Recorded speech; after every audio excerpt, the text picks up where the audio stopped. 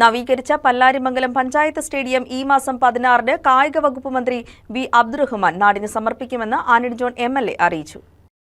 നവീകരിച്ച പല്ലാരിമംഗലം പഞ്ചായത്ത് സ്റ്റേഡിയം ഈ മാസം 16-ന് കായിക വകുപ്പ് മന്ത്രി വി അബ്ദുറഹ്മാൻ നാടിന് സമർപ്പിക്കുമെന്ന് ആന്റണി ജോൺ എം.എൽ.എ. അറിയിച്ചു. ഒട്ടേറെ ക്ലബ്ബുകൾ അത് പ്രത്യേകമായി കായിക മേഖലയ്ക്ക് സ്പോർട്സിന് വലിയ പ്രാധാന്യം കുട്ടികൾക്കും പുതിയതായി രംഗത്തേക്ക് കടന്നു വരാൻ ആഗ്രഹിക്കുന്ന ചെറുപ്പക്കാർക്കുമൊക്കെ സൗജന്യമായി പരിശീലനം കൊടുക്കുന്ന ക്ലബ്ബുകളടക്കം ഈ പഞ്ചായത്തിൽ പ്രവർത്തിക്കുന്നുണ്ട്.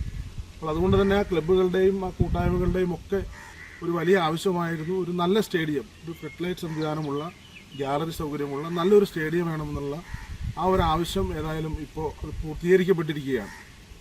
ഒന്നാം പിണറായി സർക്കാരിൻ്റെ അവസാന വർഷക്കാലത്താണ് ഈ സ്റ്റേഡിയത്തിൻ്റെ നവീകരണ പ്രവർത്തനങ്ങൾക്കായി 1 കോടി രൂപ നീക്കിവെക്കുകയും പിന്നീട് ആ ഘട്ടത്തിൽ നമുക്കറിയാം കോവിഡുമൊക്കെയായി ബന്ധപ്പെട്ടുകൊണ്ട് ചില പ്രതിസന്ധികൾ ഉണ്ടായെങ്കിലും പിന്നീട് കരാറുകാർ ഏറ്റെടുക്കാൻ തയ്യാറായി.